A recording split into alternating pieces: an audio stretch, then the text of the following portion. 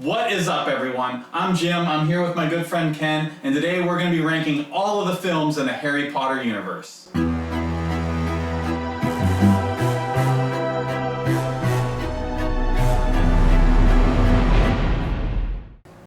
At number 10, we have Fantastic Beasts and Where to Find Them. Now for me, this movie was just not that interesting. The plot wasn't very good. The main character, Newt, they just made this quirky, look at me, I'm quirky and fun kind of guy. He just wasn't a hero that I like to root for in those kind of movies. And then you got the Fantastic Beasts. This whole movie centered around finding these fantastical creatures, and there was nothing that like jumped off the screen to me that like made me want to watch it more and talk about it after the movie. What do you think, Ken? Alright, certain things really worked for me in this film. Other things completely fell flat. One thing I agree with Jim about is the main character. I do like some of the choices that they had for him in the film because it really separates him from everyone else you've ever seen in the Harry Potter universe. And I think that matters. But he just didn't give me any like emotional connection to him. So that kind of fell flat. One thing that I came into the film with really desperately wanting is just somebody just completely different from Voldemort. Truly great villain. Everybody has a moment. Like the first time you even are exposed to Harry Potter, you realize he's out there trying to kill an infant. I mean, what kind of sick person is just out there trying to kill a baby? So then when you finally see this other villain at the end of Fantastic Beasts, you barely see him because the actor just pops in and then the film ends. So all in all, kind of a letdown, but just future promise down the road for sure. I think the reason that this movie was such a big letdown is because, you know, it's coming from this Deathly Hallows Part 2 that we just watched maybe a couple years before, and it was such a great movie, and it finished up with such a great franchise, and our expectations were so high at the time that we watched this movie and we couldn't help but to be let down. Well, and I think it's kind of unfair too at the same time, just because it took all those years to build up that natural chemistry, and those kids grew up together. That's the one thing that this franchise will never have is they're all kind of adults already. Yeah. So you're not going to grow and bond with them, but I do agree with them 100%. It was never going to be Deathly Hallows Part 2. I just wish it would have been better than Fantastic Beasts Part 1. Yeah, I agree. You know? At number 9, Harry Potter Sorcerer's Stone. Now, a lot of you nerds are going to have a real big problem with what I'm going to say next, and I frankly don't care. This is the worst film in the Harry Potter franchise. I don't care how many of you people will come at me with it's original, it started it all.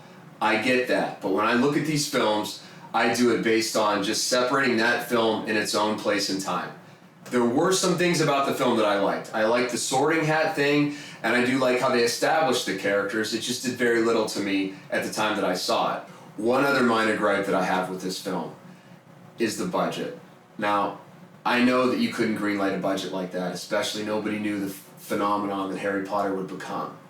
But when you look back with all the films, it is aged terribly. And special effects do not make a great story. But this film was just bad to me, just in its own right. If you tried to kidnap me and force me to watch this film, it wouldn't happen. It just wouldn't happen. Ken, the movie's not that bad. In fact, it's not really a bad movie, it's just not a good movie. I mean, we get a lot of good things in the movie. We got Hogwarts. I mean, the Great Hall scene, the Sorting Hat scene. I mean, those are great scenes. Actually, like my favorite character in the whole Harry Potter, the first movie, The Sorcerer's Stone, my favorite character is actually Hogwarts because we get to see inside it for the first time, just how grand it is, how magical it is. So I really love that. My biggest problem with the movie is the villain. Like, we always hear about this Voldemort, he who must not be named, but they don't really show him, and then when they finally do, he's just on the back of some guy's head. Like, it just doesn't work for me. See, I disagree with them on the last part. Now, I like that they don't really show Voldemort until the Goblet of Fire, just because if you see him too much, just like anything else, you'll get too familiar with him. But everything else, for the most part, I agree with the Sorting Hat, and I also agree Hogwarts, fantastic location. You can't do it. You can't beat it. At number 8, we have The Crimes of Grindelwald. Now for me, this movie was just okay. The plot was kind of mediocre. It didn't really leave me wanting more. But the two things that saved this movie was the casting of Jude Law as Albus Dumbledore, a young Albus Dumbledore, and then Johnny Depp as Grindelwald. Now those two guys really made this movie. My favorite scene in the whole entire movie is when they go back to Hogwarts and see Jude Law inside Hogwarts, and we get to revisit that a little bit. I really wish they had more of that that. I mean, that was the first time in that whole the new series where I'm like, wow, this is magical. Like, it brought back the magic of Harry Potter for me. And I wish they did that more. Besides that, though, I mean, the movie was just kind of mediocre to me. I completely disagree with Jim on this one. I do agree 100% when you hear that Hogwarts music, you get the chills a little bit. You do get the chills. Absolutely. But what really sold me with the film, probably, along with Jude Law's performance, Johnny Depp stole the movie to me, 100%. That final scene to where he's just trying to convince everybody to join his side, and to where he makes it like he's the victim. He like orchestrates this whole chain of events to where it looks like he's the victim and the ministry's going after him. Flawless performance. And what's truly sad is we're never going to get to see Johnny Depp portray that role ever again. Yeah, it's sad. At number 7, we have The Chamber of Secrets. Now, for me, this is actually one of my favorite movies. I had it way higher in the list than the other guys, but it kind of fell to 7 because of these losers. But for me, the reason I love this movie, 2 of the best characters of the whole franchise are introduced. Gilderoy Lockhart is amazing. He steals every scene he's in. And then who can't love Dobby? I mean, he's incredible. I love Dobby. I love his sense of humor. I mean, he's an amazing character for me. The problem is with this movie, I guess, is like it does have some pacing issues. It's a little bit long. It gets a little bit kind of boring, I guess. But I do like who is the heir of Slytherin, the whole mystery behind that. I always thought that was kind of interesting and left you wanting kind of more. But it did suffer some pacing issues.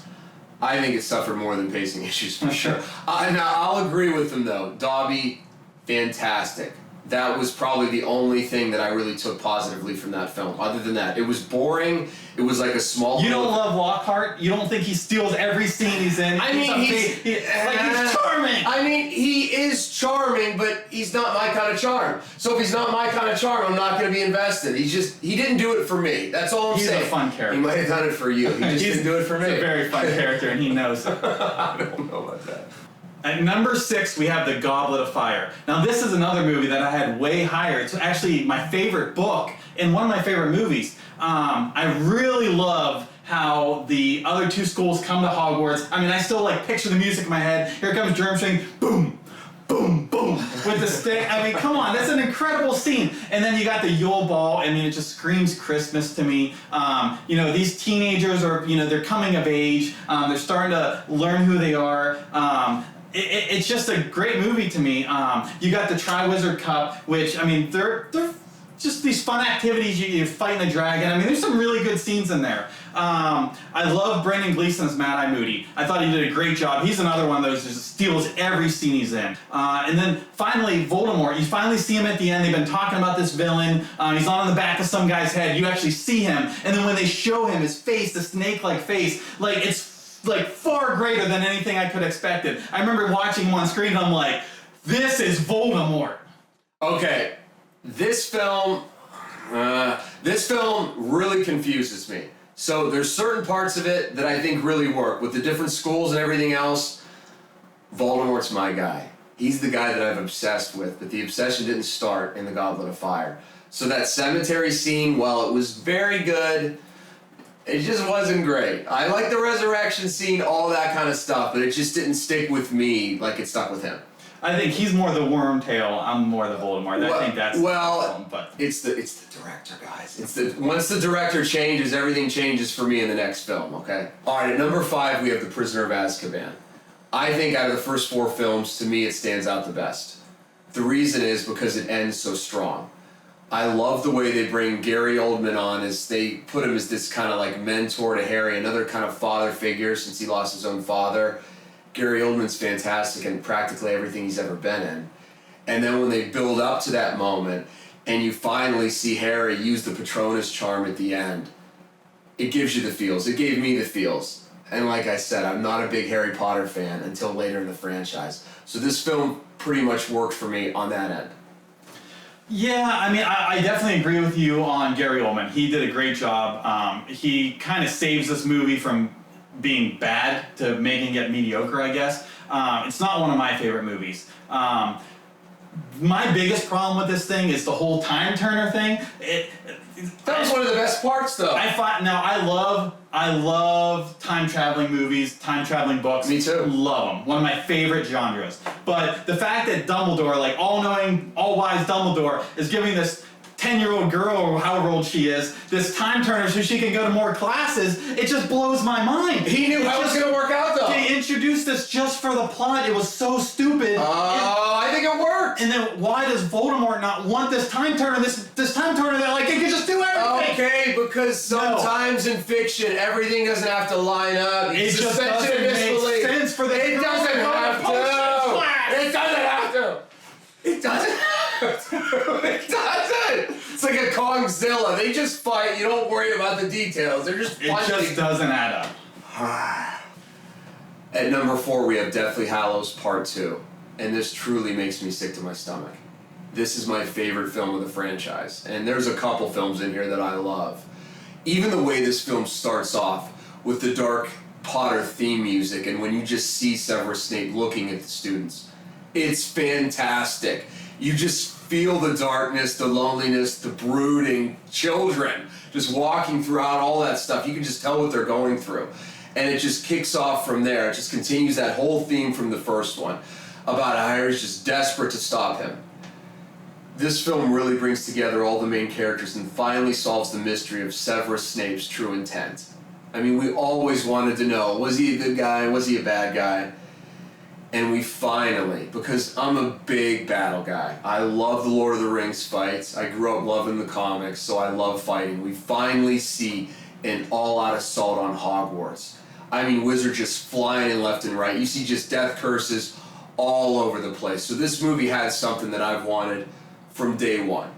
Yeah, I agree. I do love the whole battle, them just all going right to Hogwarts, and them casting the shield and like teaming up. I do really enjoy that. It's fantastic. But my problem with that battle scene is that they don't have any kind of like magical elements. It's just casting like the same like abracadabra, stupefy. Like I want to see like we saw in Order of the Phoenix. I want to see a grand battle like that. I agree. I do agree. Nothing ever hit that high. One problem.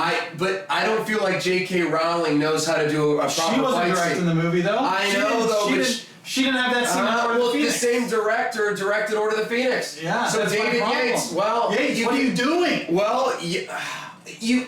All right. This is one thing I'll give him a pass for. You can't have that epic of a battle because Harry's not on the same skill level as Albus.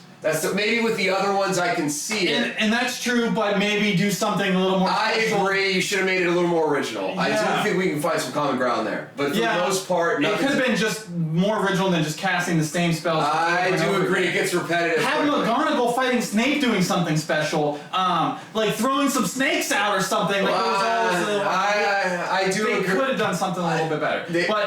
But I do like, there are some things I really like about this movie. Like my favorite scene is actually seeing Harry come back to Hogwarts, seeing the students' reaction to him. I mean, it kind of like makes you tear up a little bit. Like, you see them and they're all clapping for him, and I'm like, all right, Harry, all right.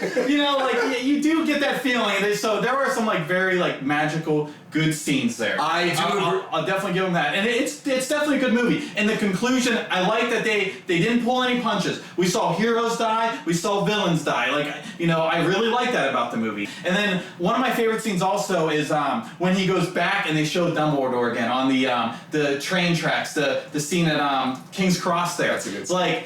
It just Dumbledore explaining everything, the white lights, like the mood it sets.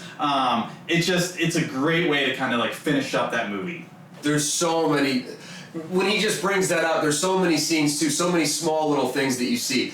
Lucius Malfoy finally get fed up and he just leaves in the middle because Voldemort started to lose all the remaining kind of fear over a lot of the group once he realizes Harry's still not killed. After all that time, his greatest moment of achievement. A little bit of redemption for Malfoy too, Draco Malfoy. There's a little bit of redemption for him. Like he realizes, like they're kind of like, we're out of here. Like even though they're still never going to be good, they're just not. They're not going to be outright evil. They're not just going to serve him through fear or fear alone. So I agree 100%. Yes. Number 3, we have the Half-Blood Prince, and this is another paradox for me. When I first saw it, I was completely disappointed, and I was just off the previous high of Order of the Phoenix, and I expected so much, and then I left just feeling kind of like my expectations weren't met. But then a year or two later, after putting my expectations to the side, I think it's a really solid film.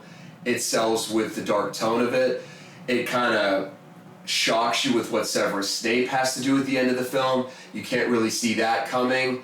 You have great scenes with Albus Dumbledore at the end with Harry Potter. I mean, fantastic character building scenes with Harry, and then just showing how truly heroic and wise Albus is. And it just all comes together at the end, with especially with all the children and all the plots that have been going on the entire time. I think it's one of the best films of the franchise. Yeah, I really like this movie too. My favorite character personally is Dumbledore. I love Dumbledore, and they really showed a lot of them. Like in the previous movies, like he's kind of staying away from Harry a little bit and stuff. You finally see them kind of team up, and you really see the true Albus Dumbledore. I love how this movie shot. The scenes where they go back in time through the Pensieve, like how it like trickles down like raindrops. I thought that was visually really interesting. I do agree. And then seeing the backstory a little bit of Voldemort, like seeing what made him the way he was, or at least maybe not what made him, but like how he gradually became who he was. I just found it all very interesting. And I agree too. And they didn't show you too much. They just kind of showed you how it got started and how lonely of a kid he was, so it kind of makes complete sense that he would turn up the way he did. He doesn't understand love, and you can kind of understand why with his upbringing. I think is a great point. And then you have that scene at the end, that tragic, heartbreaking scene that... He had it coming. I think he had it coming. Just like him falling. Like, I always had the visual, just him falling. Like, it just, man. And number 2, we have The Deathly Hallows Part 1. Fantastic film. One of the best films for me personally too. And I love how it's just continuing to just get darker and darker since the Order of the Phoenix, so it's even darker than the Half-Blood Prince. And it really follows Ron, Hermione, and Harry as they kind of go off the grid. The paradigm of power is completely shifted. The Ministry doesn't call the shots anymore. Voldemort's completely usurped power, so those guys truly feel alone and desperate. Yeah, you know what I mean? Absolutely. A lot of people, I think, have this movie a lot lower because of the mood of it. I love what they did with the mood. I don't know if there's too many movies that set a better tone than this movie. Like, it was depressing. Like, I'm watching this movie and I'm depressed through these characters because they're hopeless. They know that they have very little chance of finding these Horcruxes and destroying them, and you feel that through these characters, and I just thought that was beautiful. Jim, I couldn't agree with Jim more on any point that I think he's previously made. The way this film starts with when Severus shows up at Lucius Manor, it is fantastic. I am a Voldemort guy, and you could just cut the tension with the knife in that room. Nobody even makes direct eye contact with him as he scans the room, and he just has everything, all the puppets in line exactly how he wants it to go. And when he walks around the room and just asks for a wand, nobody interjects, nobody disagrees, they just look down and they're just hoping to God, just don't pick my wand because I don't want to give it to you. Yep. Fantastic scene. And then on the flip side, then they go right into, you get to see Harry and his crew, they're trying to get Harry out of the house, and they come up with this plan. You can tell how desperate they are because they're, like, everyone's together trying to figure out how we can get him out of this house. It's just, you can just tell how the tide has turned. That fear is rolling everyone. Oh yeah, you almost question whether the actors, like the main actors, where they went through some severe depression, just because sometimes you character act, and we all know what happened with Heath Ledger. Things can happen. And then the final scene of the movie, a certain character, I don't want to give any spoilers away if you haven't seen this movie, but certain character dying. I'm a grown man in a theater and tears are running down my cheeks. I swear to God, tears running down my cheeks. That doesn't happen, and that happened because... I won't give away whether I did or didn't cry, but Jim just made it public, okay? And at number 1, we have Order of the Phoenix. Now, for me, this was the first movie that I felt they actually shifted towards adults. Like, this movie was actually made for adults. The Ministry kind of taking over. You can tell, like, Voldemort's back now, and he's starting to already have influence on the outside world. Very interesting stuff. it introduces one of the best villains, the best non-Voldemort villain, Dolores Umbridge.